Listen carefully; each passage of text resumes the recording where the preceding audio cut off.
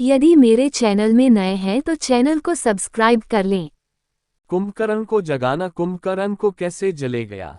रामायण के अंदर जब राम और रावण का युद्ध होता है तब रावण को कुंभकर्ण की आवश्यकता होती है, लेकिन तब कुंभकर्ण सो रहा होता है। ऐसी स्थिति के अंदर उसे जगाना अच्छा नहीं होता है और नहीं उसे जगाना कोई आसान काम था, लेकिन रावण को कुंभकर्ण की अति आवश्यकता थी। सो उसने अपने कई सारे सैनिक लिए और चला गया कुंभकर्ण को जगाने के लिए। कुंभकर्ण का शरीर काफी विशाल था और वे छोटे छोटे आदमी उसके सामने बोने नजर आते थे। सबसे पहले रावण ने अपने सैनिकों को बाजे की मदद से कुंभकर्ण को जगाने के लिए बोला। सैनिकों ने उसके कान के पास जितना शोर मचाना था मचा लिया, लेकिन कुंभकर्ण को कोई असर नहीं होता देख रावण ने कुंभकर्ण को जगाने के लिए नुकीले तीरों से उस पर वार करने का आदेश दिया। रावण का आदेश पाते ही सैनिक उस पर नुकीले तीरों से वार करने लगे, लेकिन कुंभकर्ण पर कोई असर नहीं हुआ। उसके बाद रावण ने सैनिकों को आदेश दिया कि वे एक लंबा पत्थर लेकर आए और कुंभकर्ण के ऊपर मारे। उसके बाद सैनिकों ने कुंभकर्ण को जगाने के लिए हर तरीके से वार किए, जोर जोर से वार किए, किंतु कुंभकर्ण को कुछ भी असर नहीं होता देख रावण परेशान हो गया। उसके बाद रावण ने उसके मुंह पर पानी डालने की आज्ञा दी।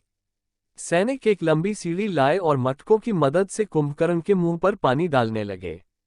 सैनिकों ने कई घड़े उसके मुंह पर डाले, किंतु कोई असर नहीं हुआ। थकहार कर रावण ने फिर कहा, हाथी की चिंगारी से जगाने का प्रयास करो। उसके बाद वहां पर एक हाथी लाया गया और कुंभकर्ण को जगाने का प्रयास किया गया, किंतु हाथी खुद कुंभकर्ण के सामने बोना दिख रहा था। वह भी कुंभकर्ण को जगाने में कामयाब नहीं हो सका। उसके बाद रावण के पास एक ही विकल्प बचा था। उसने अपने सैनिकों को स्वादिष्ट पकवान लाने के लिए कहा। उसके बाद शीघ्र ही पकवान वहां पर लाए गए और जैसे ही कुंभकर्ण की नाक के अंदर उन पकवानों की खुशबू गई वैसे ही उसकी आंखें खुल गई और वह उठ बैठकर पकवानों को खाने लगा। उसके बाद जैसे ही खाना समाप्त हुआ उनके एक भाई ने बताया कि लंका पर बहुत बड़ा संकट आया है। लंका नगरी चारों ओर से घिर चुकी है। सुग्रीव की वानर सेना काफी ताकतवर है। उसके बाद कुंभकर्ण ने पूछा, ये सब क्यों हो रहा है। तब उसे बताया गया कि राजा रावण ने अयोध्या के राजा राम की पत्नी को हर लिया है। इसी वजह से राम ने लंका पर आक्रमण कर दिया है। तब कुंभकर्ण बोले, ये सब रावण ने बहुत गलत कर दिया है। उसे समझाया क्यों नहीं गया, ये हम सब के विनाश का कारण बनेगा। उसके बाद कुंभकर्ण राजा रावण से मिला। रावण ने उसको बताया कि राम ने उसे शस्त्र विहीन करके उसका अपमान किया और उसकी सेना के अनेक राक्षसों को मार डाला गया। वह निहत्थे शत्रु पर कोई वार नहीं करता। अब तुम जाओ और अपने भाई के अपमान का बदला लो। हम सभी की आस तुम पर ही टिकी हुई है। उसके बाद कुंभकर्ण ने रावण को समझाने की कोशिश की और कहा कि तुमने सीता का हरण करके बहुत गलत काम किया है। राम भगवान का अवतार है और उसके साथ लड़कर हम जीत भी नहीं सकते। और महाराज, आपने सीता को लाकर अपने विनाश को बुलावा दिया है। सीता साक्षात देवी लक्ष्मी का ही रूप है।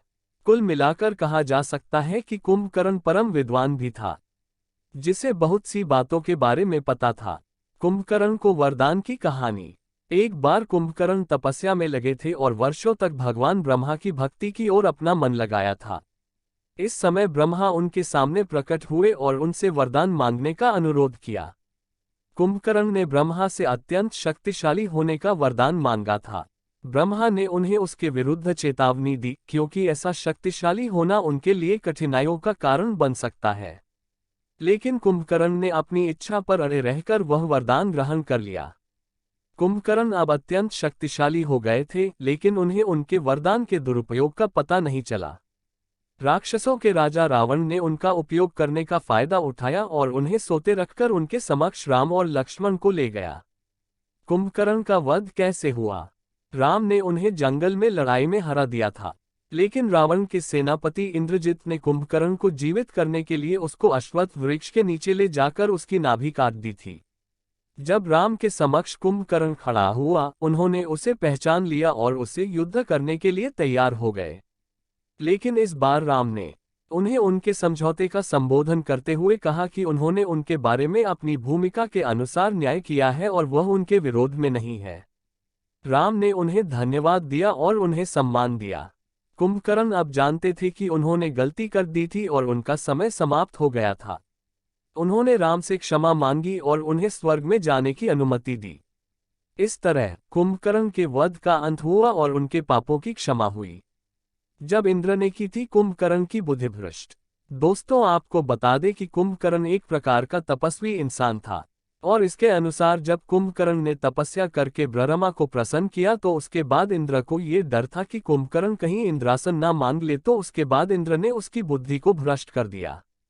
उसके बाद क्या था, कुंभकर्ण ने इंद्रासन की जगह पर निंद्रासन मांग लिया। उसके बाद से ही कुंभकर्ण 6 महीने सोता था और 6 महीने जागता था। वैसे देखा जाए तो राजा कुंभकर्ण का जीवन काफी अधिक जटिल था। वह राम से भी युद्ध नहीं करना चाहता था।